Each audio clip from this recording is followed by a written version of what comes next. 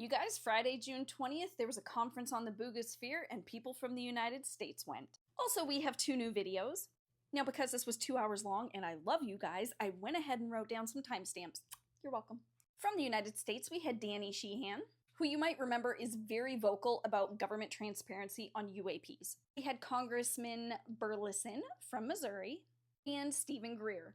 Now, this guy, if you remember from this photo, spoke publicly at the conference and told some parts of the story that I hadn't even heard before. And that was that he had actually set this down in the grass for, he said, about 15 minutes, and that it dried out the grass all around where the sphere was setting. Now, we have a video from May 7th and we have a video from June 7th, and some people have theorized that it's almost like these other spheres are looking for that sphere. Now, the one on May 7th is across the bank from what they say from the original Buga sphere.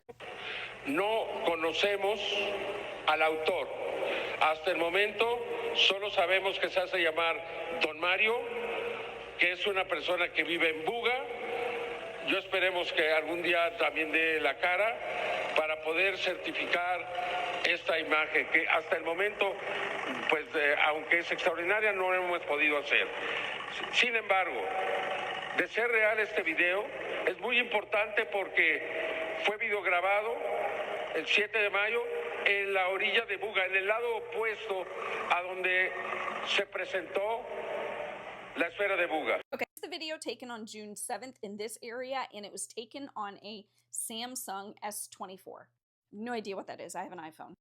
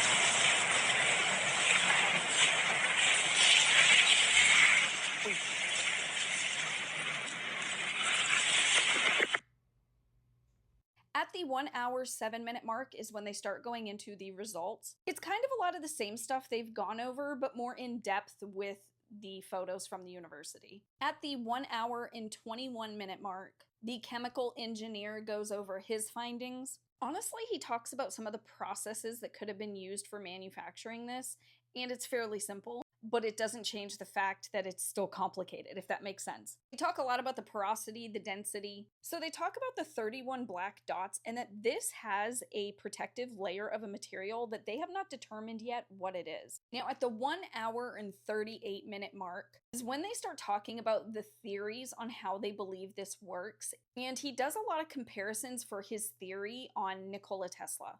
And they go into that they are in the process of building a machine to test this and turn it on or start it, if you will. But they have said that they are in the process of building this. They were very vocal again at the beginning of this conference saying, if you are a qualified scientist and you feel like you can come help with this, we welcome you. Now, I'm very curious what these guys have to say after attending this conference, so I will try to stay on top of keeping up with any comments that these gentlemen have. For everyone that is saying this is a hoax, it's pretty bold to invite people from around the world to a conference for something that's fake.